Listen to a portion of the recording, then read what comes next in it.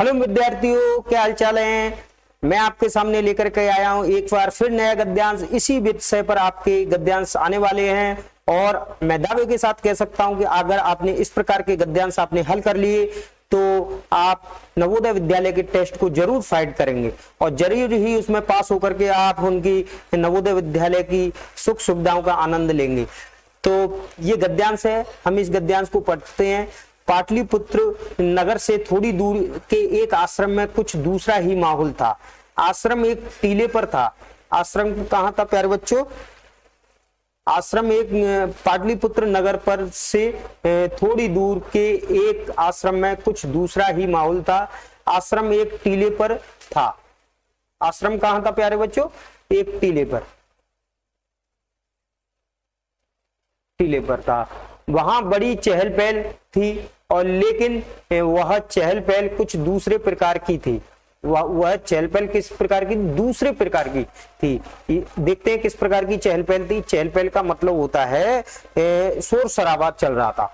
यह आश्रम भी कुछ अलग अलग किस्म का था। यह आश्रम भी कुछ अलग अलग किस्म माने होती है श्रेणी का, मतलब अलग अलग प्रकार का था। टीले पर बसे उस आश्रम के लंबे चौड़े आंगन में तांबे, पीतल, लकड़ी के तरह तरह के यंत्र रखे हुए थे। यंत्र का मतलब होता है प्यारे बच्चों उपकरण।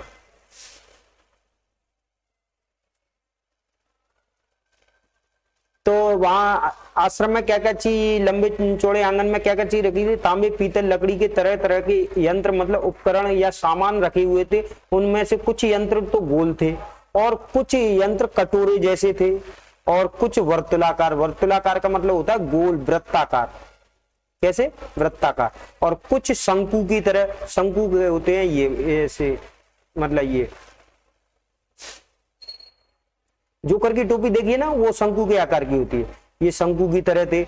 वस्तुतः माने वास्तव में एक वेदशाला थी। वेदशाला का मतलब होता है प्रयोगशाला। वेदशाला का मतलब होता है प्रयोगशाला। उस दिन उन यंत्रों के इर्द गिर्द कुछ प्रसिद्ध ज्योतिषी और बहुत से विद्यार्थी एकत्र हुए थे। उसके इर्द गिर्द माने आसपास कौन कौन एकत्रित माने इकट्ठे हुए थे? ज्योतिषी और विद्यार्थी। वहां कुछ ज्योतिषियों ने हिसाब लगाकर पहले से ही भविष्यवाणी की थी। भविष्यवाणी का मतलब है पहले से ही खबर कर दी थी कि ठीक किस समय ग्रहण लगेगा, ठीक किस समय ग्रहण लगेगा, कहां कहां दिखाई देगा और कितने समय तक रहेगा। आज उन्हें देखना था, आज उन्हें देखना था। तो वो विद्यार्थी थे और जो ज्योतिषी थे क्यों एकत्रित हुए थे? तो ग्रहण को देखने के लिए एकत्रित हुए थे। उनका हिसाब ठीक निकला। उनका शब्द यहाँ किसके लिए आया है?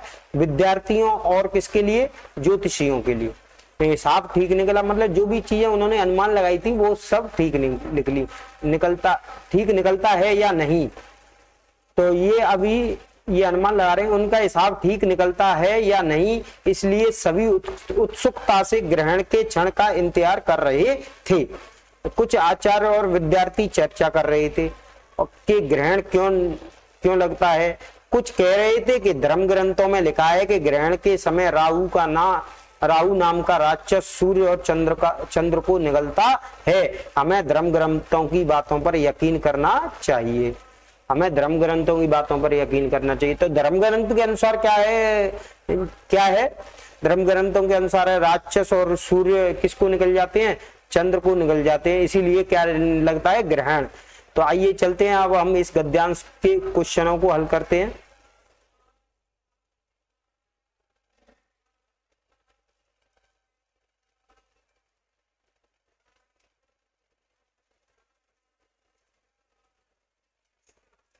सबसे पहला क्वेश्चन है हमारा, आश्रम में चहल पहल क्यों थी? आश्रम में चहल पहल होने का क्या कारण था? तो यज्ञ के लिए लोगों को इकट्ठा होना था। वहां कोई यज्ञ चल रहा था प्यारे बच्चों? नहीं, ये वाला भी नहीं आएगा। सूर्य ग्रहण देखने के लिए एकत्र होना, ये बिल्कुल सही बात है कि सूर्य ग्रहण। ज्योतिष का अध्ययन करने के लिए एकत्र होना। दान पाने के लिए लोगों को एक दान का कार्य थोड़ी चल रहा था, दान इकट्ठा थोड़ी करना था। नहीं, ये भी नहीं है, ये भी नहीं है। इसका सही आंसर होगा बी नंबर, सूर्य ग्रहण देखने के लिए एकत्र होना। दूसरा नंबर है आश्रम के बारे में कौन सा कथन असत्य है, कौन सी बात गलत है, कौन सी बात गलत है। तो इसका सही आंसर क्या है, देखो आश्रम का आंगन लंबा चौड़ा था, ये बात बिल्कुल सही है कि आश्रम का आंगन कैसा था, लंबा चौड़ा था। दूसरा है आश्रम टीले पर बना था, ये भी बात सही है कि टीले पर बना था। आश्रम में अनेक ऋषि मुनि एकत्र थे और आश्रम में अनेक प्रकार के यंत्र थे। तो इसमें ये गलत बात है, अनेक ऋषि मुनि एकत्र नहीं थे, तो ये क्या है, ये बात गलत है। तो आश्रम में कौन एकत्र नहीं थे, ऋषि मुनि एकत्र नहीं थे, वहां पे तो ज्योतिषी थे और विद्यार्थी थे। ठीक है प्यारे बच्चों।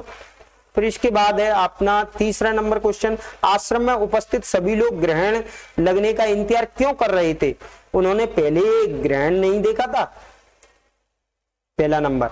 दूसरा है ख नंबर, अपनी गणना की सत्यता जांचनी थी, वे ग्रहण का फोटो खींचना चाहते थे, वे ग्रहण की अवधि जानना चाहते थे, नहीं वो चाहते थे कि वो उन्हें अपनी गणना की सत्यता की जांचनी थी। सत्यता मतलब हमने जो अनुमान लगाया था वो सोच रहे थे कि हमने जो अनुमान लगाया है, हिसाब लगाया है वो सही है कि राइट टाइम पे निकलता है कि नहीं, कितना जो समय दिया है वो समय पे निकलेगा कि नहीं, वह यही अनुमान लगा रहे थे, इसीलिए वो वहां एकत्र हुए थे।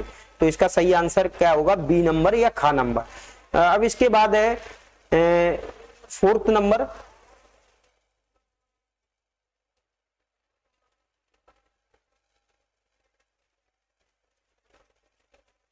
ग्रहण के बारे में धर्म ग्रंथों का कहना है कि, यहां से आगे बात कौन सी आई, तो ग्रहण के समय सूर्य और चंद्रमा का आधा भाग छिप जाता है, ग्रहण के समय सूर्य और चंद्रमा का आधा भाग छिप जाता है, ग्रहण के समय सूर्य और चंद्रमा केतु को निगलता है, ग्रहण के समय सूर्य चंद्रमा राहु को निगलता है, ग्रहण के समय राहु पृथ्वी को निगल जाता है। तो ग्रहण के समय सूर्य और चंद्रमा, तो देखो एक इसमें थोड़ा सा संशय है, तो इसको द्वारा पढ़ते हैं कि क्या बात लिखी हुई थी। देखो धर्म ग्रंथों में लिखा है, यहाँ पर देखो धर्म ग्रंथों में यहाँ पर आया, देखो धर्म ग्रंथों में लिखा है कि ग्रहण के समय राहु नाम का राक्षस है, राक्षस सूर्य और चंद्रमा को निगलता है, तो सूर्य और चंद्रमा को निगलता है। तो इसका सही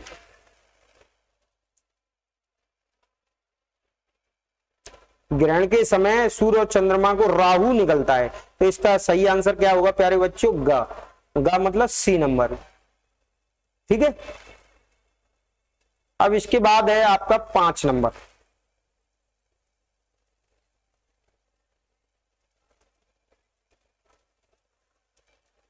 पांच नंबर का वर्तुलकार शब्द का संधि विच्छेद होगा। संधि विच्छेद मतलब वर्तुलाकार शब्द है ना, इसको अलग अलग टुकड़ों में लिखना है, संधि विच्छेद करना है मतलब इसका।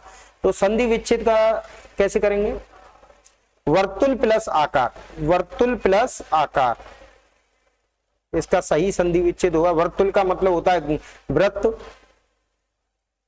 और वृत्त और आकार का मतलब आकृति, कैसे आकार का है, तो वृत्त के आकार का, ऐसे वृत्त, वर्तुल कहते हैं वृत्त को, आकार वृत्ता का तो वर्तुल आकार, ये इसका सही संधि विच्छेद होगा। ठीक है।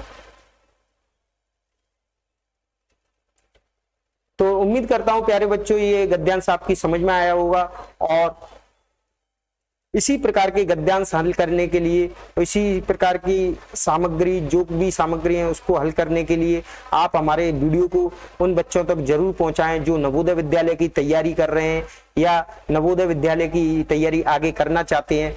तो बिल्कुल इन वीडियो को लगातार शेयर करते रहिए। धन्यवाद।